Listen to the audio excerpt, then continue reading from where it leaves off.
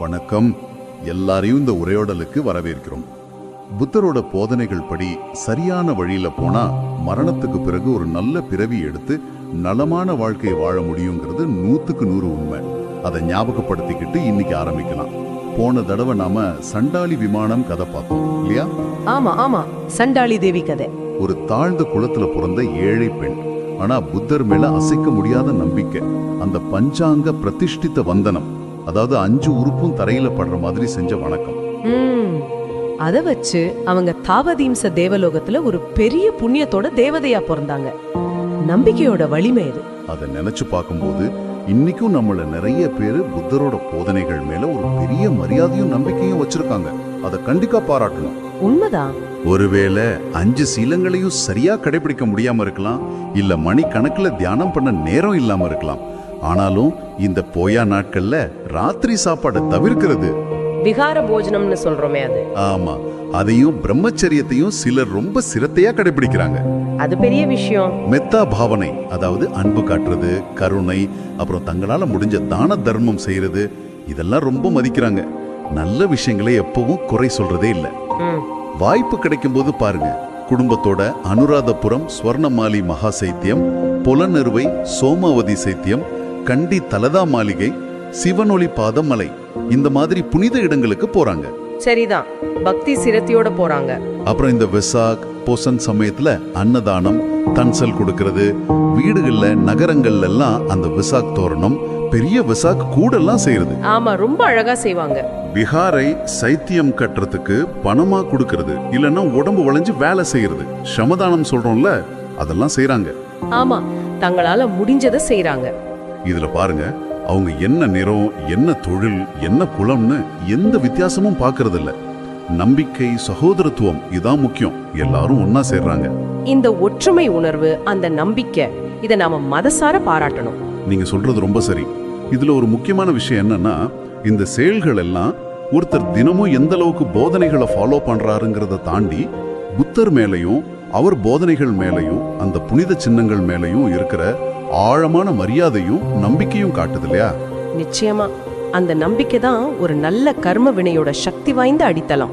அப்போ இந்த மாதிரி ஆழமான நம்பிக்கையோட சின்னதா ஒரு செயல் செஞ்சா கூட அதோட பலன் எவ்வளவு பெருசா இருக்கும்னு விளக்குற ஒரு அருமையான கதையை பார்க்கலாமா இன்னைக்கு? ஓ, பார்க்கலாமே. அப்பதான பாலின்னு ஒரு நூல் இருக்கு இல்லையா, அதுல இருந்து தான் இது வருது. சரி, இது பஞ்சாங்குலிய தேரரோட கதை. அப்பதான பாலி விளக்க உரையில சொல்றாங்க, இது நடந்தது திஸ்ஸபுத்தரோட காலத்துல. திஸ்ஸபுத்தர் காலம். சரி. அப்போ இந்த கதையோட நாயகர் ஒரு நல்ல வசதியான குடும்பத்துல பிறந்திருக்காரு.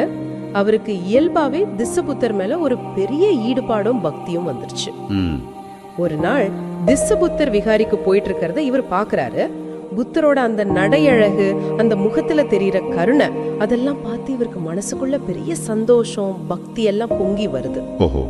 உடனே என்ன பண்றாரு, நல்ல வாசனையுள்ள பூக்கள், ஜாதி பூ, சுமணப்பூன்னு சொல்ற பிச்சி பூ, சம்பங்கி பூ மாதிரி, அப்புறம் சந்தனம், இந்த மாதிரி வாசனை பொருட்களையும் சேகரிக்கிறாரு. சரி, அதெல்லாம் எடுத்துக்கிட்டு என்ன செஞ்சாரு? அந்த பக்தி எப்படி வெளிப்பட்டுச்சு? ரொம்ப ஆர்வத்தோடு விஹாரைக்கு போறாரு. திஸ்ஸபுத்தர் இருக்கிற இடத்துக்கு போய் தான் கொண்டு வந்த பூக்களால முதல்ல பூஜை பண்றாரு. தன்னோட மரியாதையை காட்டுறாரு. சரி. அப்புறம் அந்த வாசனை பொருள் சந்தன மாதிரி அதை எடுத்து தன்னோட 5 விரலால, அதாவது பஞ்சாங்குலி, அதால தொட்டு புத்தரோட திருமேனில ரொம்ப பக்தியோட தடவி மறுபடியும் வணங்கிட்டு போயிடுறாரு. 5 விரலால தடவுனாரா?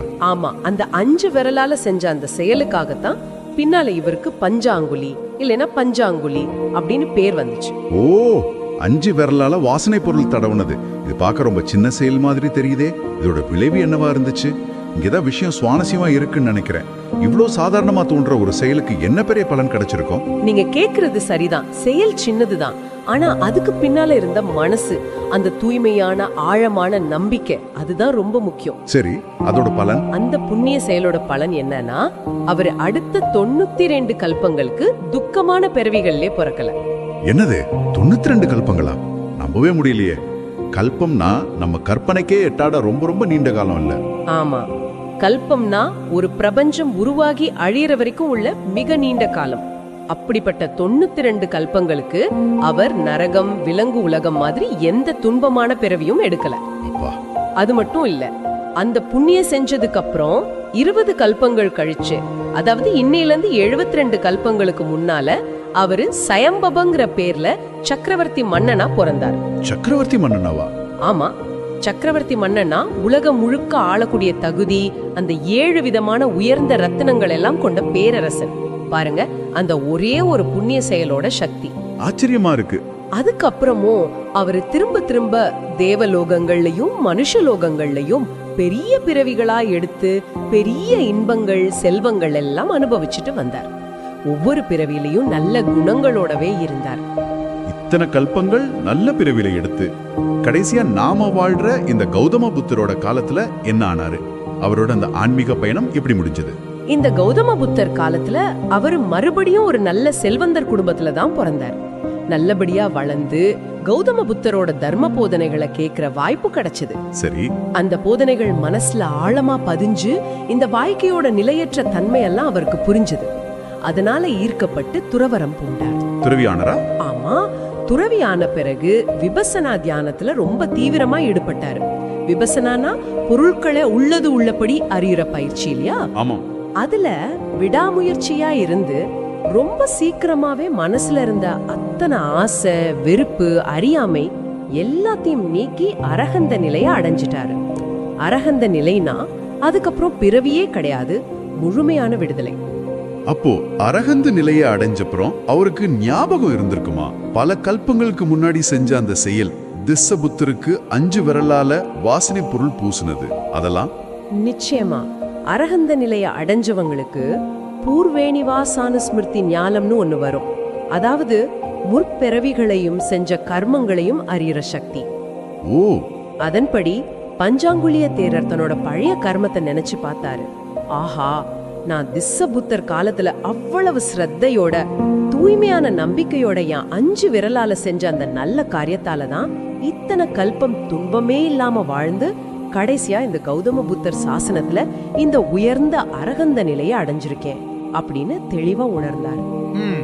சொல்றது ஆச்சரியம்தான். இந்த கலையில இருந்து நாம முக்கியமா கத்துக்க வேண்டிய விஷயங்கள் என்னென்ன? இதுல ஒரு 3 முக்கியமான விஷயம் இருக்குன்னு சொல்லலாம். ஒண்ணு, நாம செய்யற காணிக்கையோ சேவையோ வழிபாடோ பார்க்க சின்னதா இருக்கலாம், ஆனா அது உண்மையான கலப்படம் இல்லாத ஆழமான நம்பிக்கையோட செஞ்சா அதோட புண்ணிய பலன் மிக மிக அதிகமா இருக்கும். கற்பனை பண்ண முடியாத அளவுக்கு நீண்ட காலத்துக்கு நிற்கும். பொருளோட மதிப்பை விட மனசோட தூய்மையும் நம்பிக்கையோட ஆழமும் தான் இங்க முக்கியம். இது முதல் விஷயம். சரி. ரெண்டாவது, அவரு தன்னோட 5 விரலால செஞ்ச அந்த குறிப்பிட்ட செயல் அதுவே அவரோட தனிப்பட்ட கர்ம அடையாளமா மாறி பின்னாடி அவருக்கான பேரா அமைஞ்சது பாருங்க. இது நாம செய்யற ஒவ்வொரு நல்லதுக்கும் கெட்டதுக்கும் ஒரு தனி விளைவு, ஒரு பதிவு உண்டுன்னு காட்டுது. நம்ம செயல்கள் தான் நம்மளை உருவாக்குது. நம்ம செயல்களே நம்ம அடையாளம். சரி. மூணாவது புண்ணியத்தோட தொடர்ச்சி, அதோட சக்தி. திஸ்ஸபுத்தர் காலத்துல செஞ்ச ஒரே ஒரு பூஜை பல கல்பங்களுக்கு நல்ல பிறவிகளையும் இன்பங்களையும் கொடுத்து அவரை பக்குவப்படுத்தி கடைசியா கௌதம புத்தர் காலத்துல முழு விடுதலை, அதாவது அரகந்த நிலையை அடைய வச்சிருக்கு. ஒரு நல்ல செயலோட தாக்கம் காலத்தையும் பிறவிகளையும் தாண்டி ஒருத்தரோட கடைசி லட்சியத்தை அடைய எப்படி உதவுதுன்னு இது காட்டுது. ஒரு சக்தி வாய்ந்த கர்ம இணைப்பு இது. ஆக இன்னைக்கு நாம கேட்ட இந்த பஞ்சாங்குலிய தேரரோட கதை எந்த சந்தேகம் இல்லாம ஆழமான நம்பிக்கையோட தூய்மையான மனசோட செய்யற சின்ன நல்ல செயல்களுக்கு கூட எவ்வளோ பெரிய நீண்டு நிக்கிற பலன்கள் இருக்குன்னு ரொம்ப தெளிவா சொல்லுது. இது நாம செய்யற ஒவ்வொரு வழிபாட்டையும், ஒவ்வொரு உதவியையும், ஒவ்வொரு நல்ல காரியத்தையும் இன்னும் அதிக நம்பிக்கையோட கவனத்தோட செய்யணும்னு தோண வைக்குது. இது நம்ம அன்றாட வாழ்க்கையோட பொருத்தி பார்த்தா இது நம்ம எல்லாரையும் ஒரு நிமிஷம் யோசிக்க வைக்குது இல்லையா? ஆமா, நீங்க தினமும் செய்யற சின்ன மரியாதை செயல்கள், ஒருவேளை காலையில எந்திரிச்சு புத்தரை வணங்குறதா இருக்கலாம், இல்ல அப்பா அம்மாவை மதிக்கிறதா இருக்கலாம், இல்ல கஷ்டப்படுற ஒருத்தருக்கு செய்யற சின்ன உதவி கூட இருக்கலாம். இதெல்லாம் சரியான மனப்பான்மையோட உண்மையான நம்பிக்கையோட செய்யும் போது அது உங்க எதிர்கால நலனுக்கும் ஆன்மீக முன்னேற்றத்துக்கும் எவ்வளவு வலிமையான விதைகளை விதைக்குதுன்னு யோசிக்க தூண்டுது. நம்மளோட எந்த ஒரு நல்ல செயலும் அது எவ்வளவு சின்னதா இருந்தாலும் வீண் போகாது. நிச்சயமா நம்ம ஒவ்வொரு செயலுக்கு பின்னாலேயும் இருக்கிற நம்ம எண்ணங்களையும் நம்பிக்கையோட முக்கியத்துவத்தையும் மறுபடியும் யோசிக்க வைக்குது. அடுத்த உரையாடல்ல இதை விட ஆச்சரியமான ஒரு கதையை நம்ம பார்க்க போறோம். அப்படியா? என்ன கதை?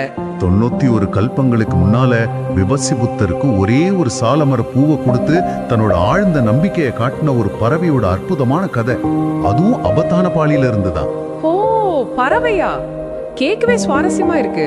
ஆமா, நிக்கலஸ் உத்துமன், அதாவது மாசற்ற உன்னத மனிதர்கள் மேல வைக்கிற நம்பிக்கையால செய்யற வழிபாடுகள் எவ்வளவு பெரிய புண்ணியத்தை தரும்னு அந்த கதை நமக்கு இன்னும் ஆழமா உணர்த்தும்.